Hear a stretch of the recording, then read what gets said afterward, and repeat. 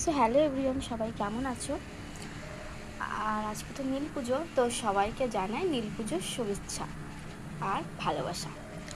তো আমার একটা আইডি, যে স্ক্রিনে যে আইডিটা তোমরা দেখতে পাচ্ছ, তো এই আইডিটা আমি আগে কাজ করতাম, তো এখন এই আইডিটা আমি কাজ করি না, সময় পাই না। তো এই আইডি আমার এই আইডিটার জন্য ওই আইডিতে আমি আর সময় পাই না।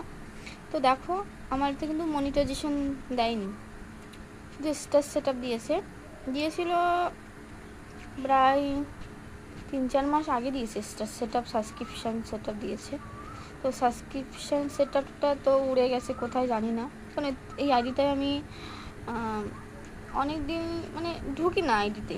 তো আজকে কি মন হলো ঢুকলাম, তো ঢুকে দেখি আমাকে পে আউট সেট আপ দিয়েছে।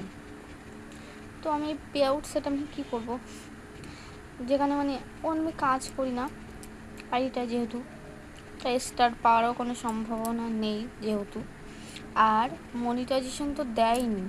তো পে আউট সেট আপ দিয়েছে, তো ভাবলাম পে আউট সেট আপ যখন দিয়েছে তখন পে আউট সেট আপের মেয়াদ শেষ হওয়ার আগেই করে নিই। তো দেখো, আমি নিজেই পে আউট সেট আপ করেছি। এই দেখো, এই যে আমার প্যান কার্ড, ব্যাংকের বই, আধার কার্ড দিয়ে আমি ব্যাংক সেট আপটা করে নিয়েছি। বাড়িতে কেউ নেই, তো না হলে আমি ব্যাংক সেট আপ করার ভিডিওটা তোমাদেরকে দেখাতাম। তো আর আমার ফোনে কি জানি হয়েছে, স্ক্রিন রেকর্ড হচ্ছে না, সেই জন্য আমি সেটার ভিডিও করতে পারিনি। তো তোমাদের যদি কারোর bank set up, pay out set আপের কোনো প্রয়োজন থাকে, তাহলে আমার সাথে এই নাম্বারে কন্ট্যাক্ট করতে পারো। টাটা।